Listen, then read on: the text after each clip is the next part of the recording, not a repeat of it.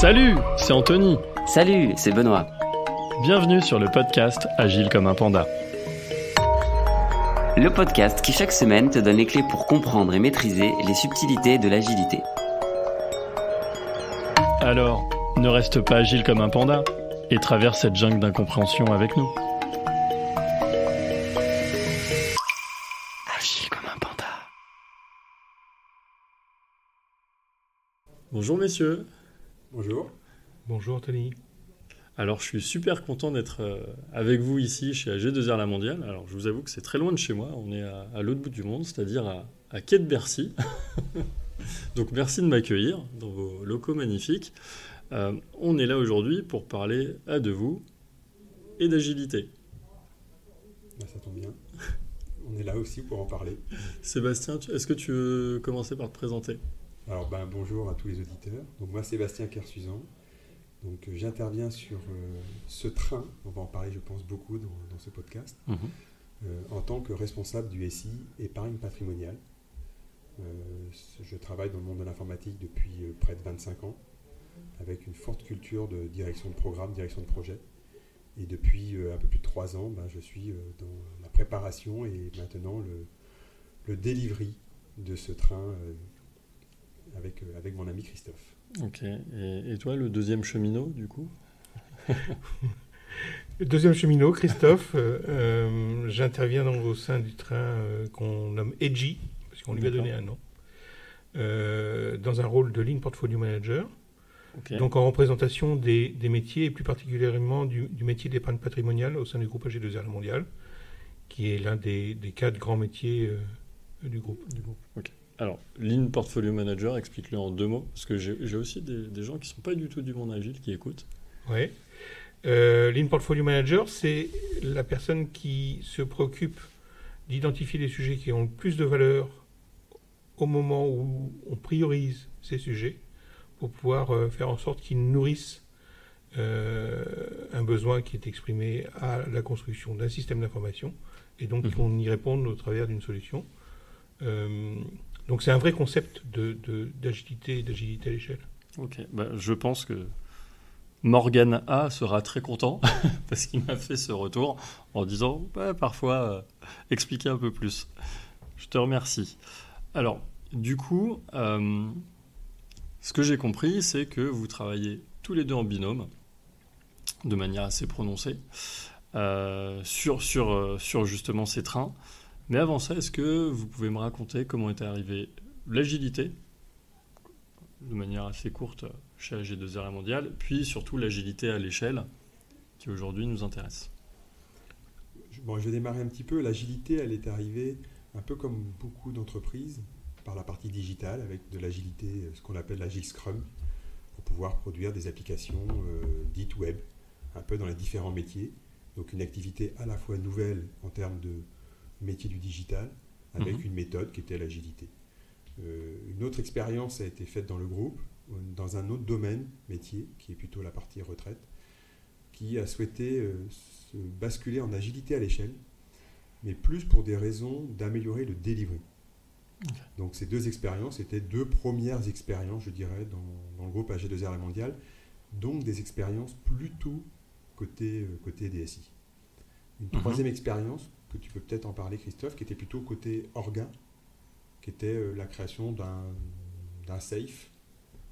Absolument, une approche d'entreprise très orientée organisationnelle avec l'appropriation de ce framework SAFe pour diverses raisons et ce choix au sein de l'entreprise que de s'en rapprocher pour toucher du doigt l'agilité à l'échelle. Et puis en ce qui nous concerne, en fait, ça naît réellement avec un besoin d'évolution de ce qu'on appelle maintenant notre chaîne de valeur métier, mais qu'on considérait à l'époque comme l'évolution de notre système d'information, avec la volonté de répondre à une stratégie qui est une stratégie métier et client, donc entre autres qui visait à ouvrir notre système d'information sur l'extérieur, qui visait à réduire notre time to market et donc à travailler différemment. La conviction peu à peu qui naît de converger vers de l'agilité, un mindset et de l'agilité à l'échelle, et puis l'opportunité qui nous en est donnée au sein de ce métier au travers d'une liberté qu'on trouve globalement chez le patron métier en l'occurrence, pour pouvoir, sans se dire à l'époque qu'on fait de l'agilité à l'échelle, en tout cas se dire qu'il fallait faire les choses différemment et donc essayer quelque chose de nouveau. Et puisque se présentait l'agilité à l'échelle, eh bien essayons quelque chose autour de ça. Donc il y avait, que ce soit sur la partie retraite ou la partie safe, est-ce que finalement ce fameux sentiment d'urgence qui est entre guillemets requis par le safe book, est-ce que vous sentez que c'était là ou vous avez pu le faire justement sans ce sentiment d'urgence, mais quand même avec ce sentiment d'anticipation, de dire dans 5, 10, 15 ans, ça va poser problème si on ne prend pas le virage tout de suite parce qu'on a un gros paquebot, on a plus d'inertie, ça va prendre plus de temps, ou au contraire Je dirais oui, dans notre domaine métier, on fait du B2B. Donc nous travaillons beaucoup avec des partenaires bancaires, donc dans un marché relativement concurrentiel, où les solutions informatiques ouvertes aujourd'hui deviennent quasiment un standard. Ouais, et si AG2R, la mondiale, ne veut pas rester un peu sur le bord du quai, il fallait qu'on monte dans le train, et on a même fait mieux, on a créé notre propre train. Mais il y avait vraiment cette dynamique. Alors on n'est pas parti non plus de manière inconsidérée. On a mené un travail de 7-8 mois avant de démarrer notre premier PI, on va certainement en parler un petit peu après, mais on a mis 7-8 mois à bien travailler justement de la chaîne de valeur comme tu l'évoquais, qui en était contributeur, quelles sont les applications qui y sont rattachées. Donc voilà, on a quand même travaillé, on ne s'est pas précipité, on a préparé le travail. Ce que tu dis là, c'est des cartographies. Enfin, peut-être pas vraiment le schématiser, mais c'est identifier les acteurs, mais aussi les projets et les valeurs à créer, en fait, les attentes. En fait, on a d'une certaine manière déroulé le fameux S de la roadmap Safe, qui nous a amené à nous poser ces questions-là. Et un jour, on a tourné la clé, on s'est dit, voilà, maintenant, on fait un PI et on se met dans l'agilité à l'échelle. Oui, et avec la volonté d'avoir parce que la vie ne s'arrêtait pas, bien entendu. Donc, on avait, au moment où on avait cette initiative-là, on avait des besoins d'évolution du système d'information pour répondre aux besoins métiers qui avaient été anticipés dans des cycles en V X mois auparavant et des choses qui étaient naissantes et qu'on ne savait pas encore introduire dans un mode de fonctionnement plus agile ou plus agile à l'échelle. Et il a fallu qu'on réfléchisse à avec ce sujet-là, comment fait-on pour passer de l'un à l'autre en mode opportuniste, avec un certain nombre de sujets qui sont en cours, et de façon la plus agréable possible et la moins douloureuse possible pour tous les contributeurs à ce qu'on appelle le train maintenant, en fait. Oui, parce que c'est vrai que c'est un gros changement, quoi. C'est d'un monde ancien à l'agilité à l'échelle, quelque chose qui change. Alors, avant de rentrer dans votre premier PI, j'en ai parlé un peu avec toi, Christophe, en préparant ce podcast, c'est... quand vous avez créé votre train, je sais qu'il y a un sponsor qui a été énormément important, influent. Est-ce que tu peux nous en parler ? Et surtout, est-ce que humainement, il y avait des choses particulières ? Oui, il y avait des choses tout à fait particulières dont on a pu bénéficier. Et on a l'occasion de l'évoquer assez souvent parce que c'est un point marquant. En tout cas, c'est un point marquant dans notre transformation et dans le fonctionnement de notre train. Et en tout état de cause, c'est un point marquant par opposition au REX auquel on peut participer un peu partout, où on se dit toujours qu'il faut un sponsoring fort. On a eu la chance de profiter. Oui, entre le vouloir et l'avoir. Et d'en profiter, et nous en profitons durablement.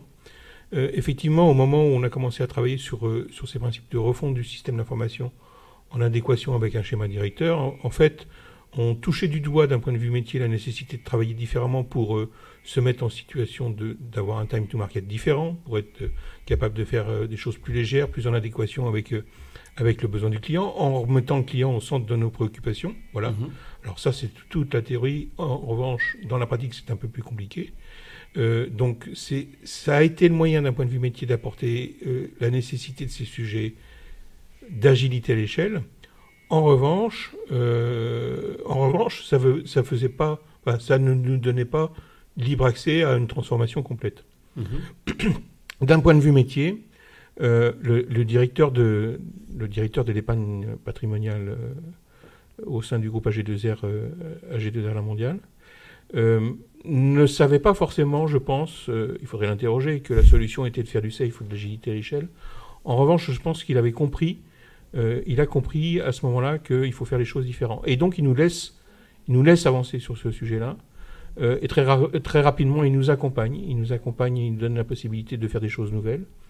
Il nous accompagne en étant très près de notre train, c'est-à-dire qu'il nous écoute quand il est présent auprès de nous lors de tous les PI. On est à nos 10e PI maintenant, mais il est présent à tous nos PI pour décliner sa stratégie, pour présenter sa stratégie et faire en sorte que cette stratégie soit déclinée sur l'incrément qui est en cours, de façon à ce qu'on puisse la dérouler. Et donc pour le coup, on a un sponsoring qui est très très fort, qui est toujours présent, et qui est présent durablement. C'est-à-dire que depuis ce patron a changé, ça a évolué, et il a même transmis ce flambeau à... Oui, il a réussi à l'ancrer comme une exactement, activité. Exactement. Chez AG2R La Mondiale, au sein de l'épargne patrimoniale, systématiquement, quand il y a un PI planning, le patron de la ligne métier est présent et assure le lien entre la stratégie de l'entreprise et donc les personnes qui vont produire le code pendant les 12 semaines qui arrivent. Et puis, je me permets de mettre un petit complément, parce que tu me l'as dit quand on a préparé le podcast aussi, c'est que cette personne, ce directeur qui est parti depuis, par ailleurs, était là depuis très longtemps dans la maison, et c'est quelqu'un qui avait toujours pris des choix stratégiques avant tout le monde sur le marché, et qui s'est toujours avéré payant. Donc aussi, il a profité de cette aura, et tout le monde s'est dit, si cette personne veut aller là-bas, on va lui faire confiance parce qu'a priori, c'est pas trop trompé. Et en fait, ça, c'était super important parce que, oui, c'est un directeur, certes, mais c'est surtout une personne qui a généralement fait les bons choix et qui est écoutée et suivie par les gens. Et c'est ça le rôle d'un sponsor, en fait. Absolument. C'est pas qu'un directeur, c'est pas parce que je suis le N plus 42 de tel développeur que je dois être écouté, en fait. Oui, ça s'appuie effectivement sur une expérience reconnue et qui est transmise en l'état. C'est-à-dire que ça fait partie de la culture d'entreprise, en quelque sorte, que cette confiance soit aussi présente. Et alors, du coup, au tout lancement, tu étais tout seul ou Sébastien était déjà là ? Alors, Sébastien était déjà là. On a fait notre premier PI, on a fait un PI 0 de mémoire. C'était pas en avril, il y a 2 ans, plus de 2 ans. Et donc, moi, j'ai accompagné finalement aussi cette réflexion de fabrication, de réorganisation, de manière de préparer ce train. D'accord, donc dès le début Dès le début, j'étais là. Dès le début, justement, c'est aussi une transformation importante. C'est que même s'il y avait une intention d'un sponsor métier fort, comme tu viens de le dire, Christophe, le sponsor métier embarquait également la dimension informatique et IT. Oui, il n'a pas scindé. Par nature, il a compris que c'était un tout. Totalement. Et c'était d'ailleurs un message important. Moi, j'ai encore souvenir de remarques de Jean-Marc, pour ne pas le nommer, qui, en séance, justement, était content également, il le disait, de voir qui était la force qui constituait ce train. Donc, les premières séances devant une centaine de personnes, et je pense que humainement, c'est important pour des développeurs, N-42 comme tu dis, d'entendre le message de celui qui met l'investissement, qui met les moyens pour rendre tout ça possible. Et puis c'est en ligne directe, il n'y a pas d'interprétation de c'est un chef qui l'a redit un chef. Voilà. Et donc c'était même pas moi qui relatais le message du sponsor. Il était là pour le dire directement aux personnes concernées. Et c'est vrai que ce type de relation, ce type d'interaction en direct, c'est riche, c'est pas fréquent, et en plus, on ne le reproduisait, comme tu disais, Christophe, tous les 3 mois, finalement, tous les 3 mois, la même personne venait réexpliquer son envie que l'ensemble de ce dispositif continue d'agir dans la méthode qu'on était en train de découvrir les uns avec les autres. Et ça, c'est très très fort, parce que comment embarquer, comment donner du sens, et puis, c'est puissant. Et puis, ça a marché parce que...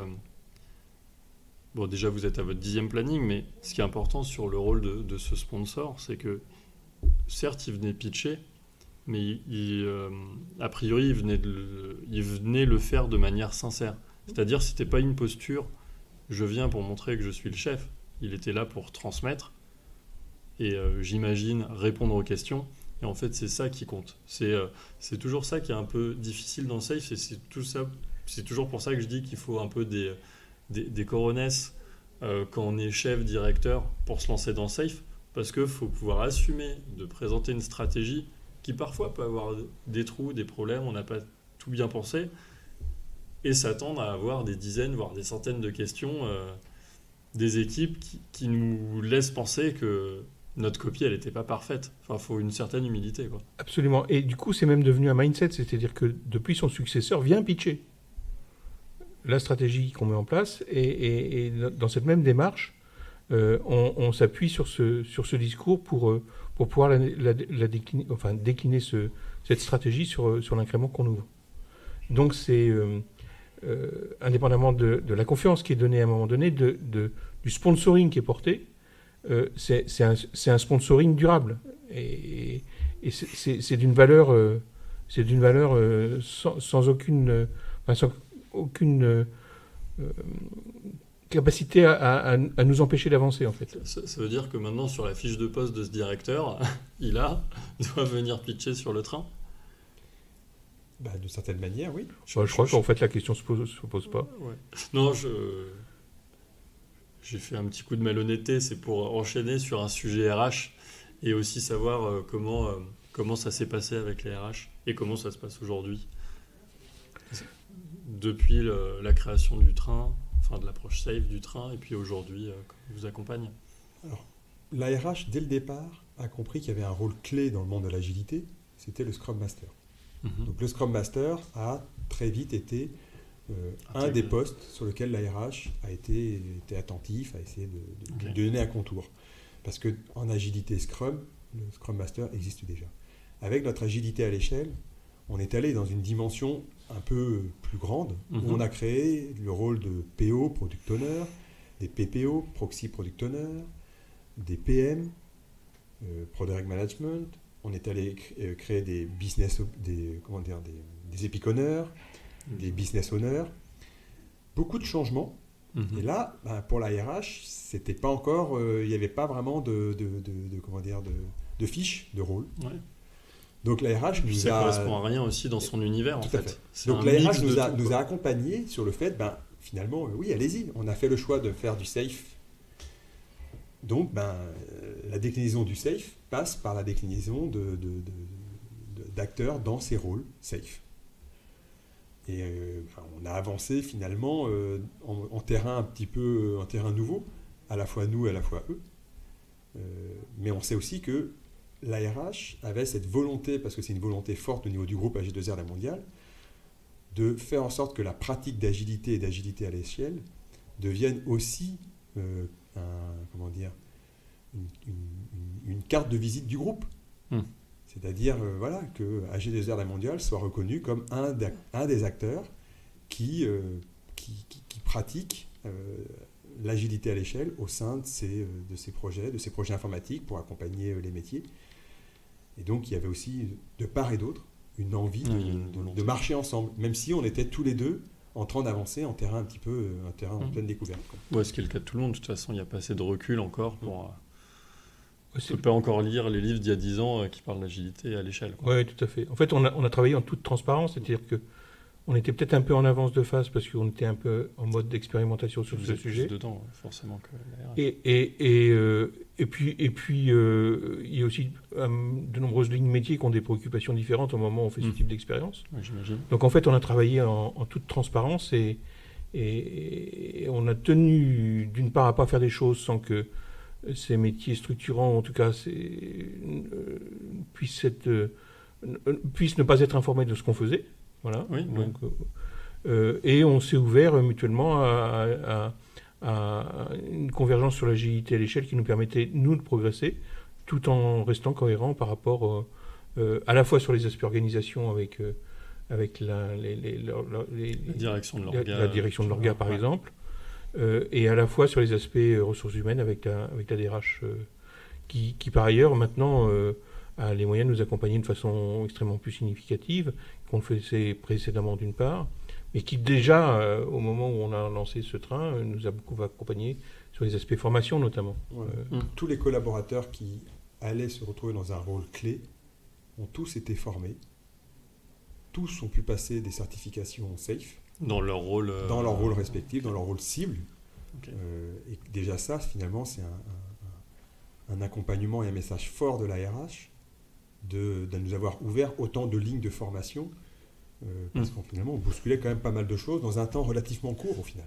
Ça, j'imagine que l'impact a été ultra positif pour les collaborateurs. Parce que souvent, dans les boîtes, on se dit on n'a jamais de formation, des choses comme ça. Là, au contraire, j'ai l'impression que c'était vraiment très ouvert, en tout cas dans le cadre SAFE.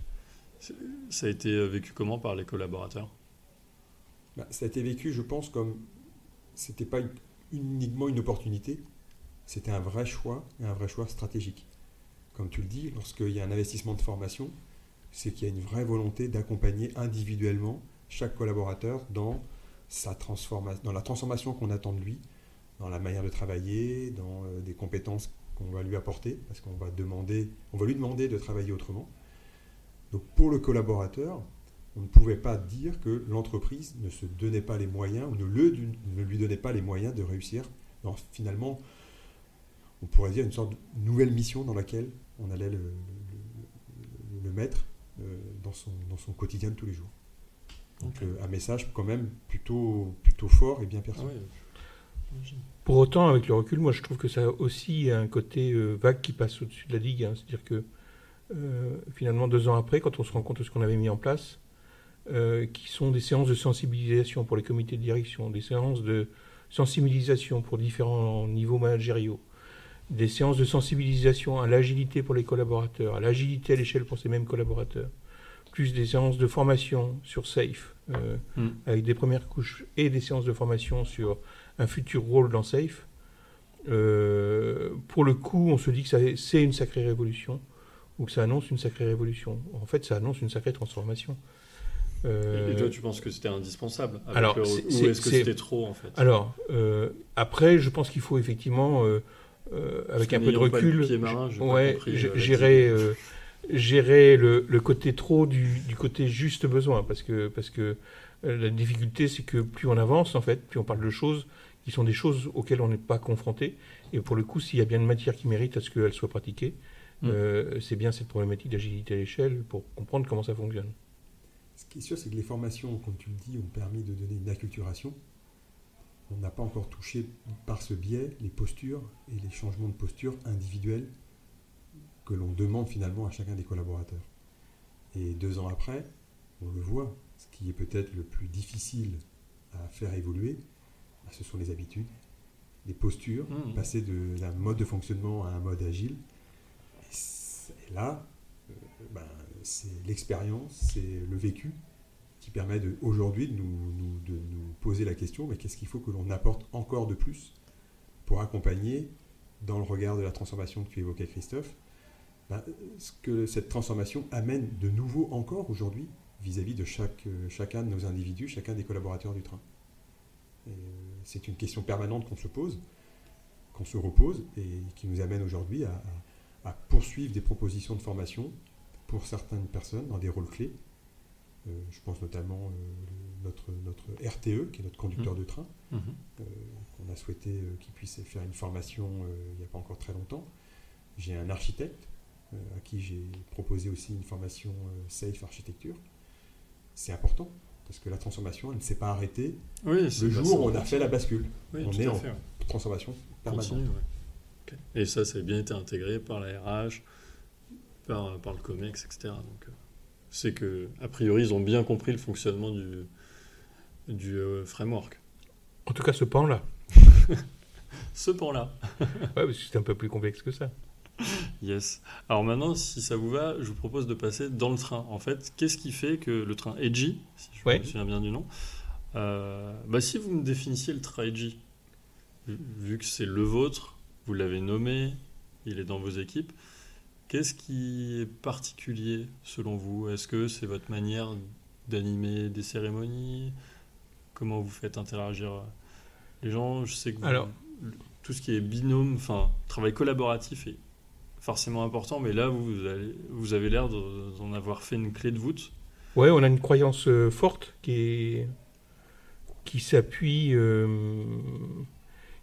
sur un système de binômage, c'est-à-dire qu'on travaille tous les deux ensemble et on constitue un binôme qui adresse à un niveau portfolio safe dans une chaîne de valeur.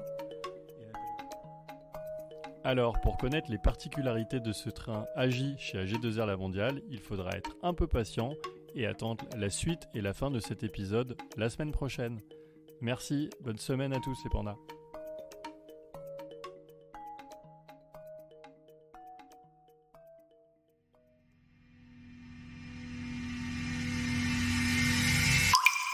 Agis comme un panda.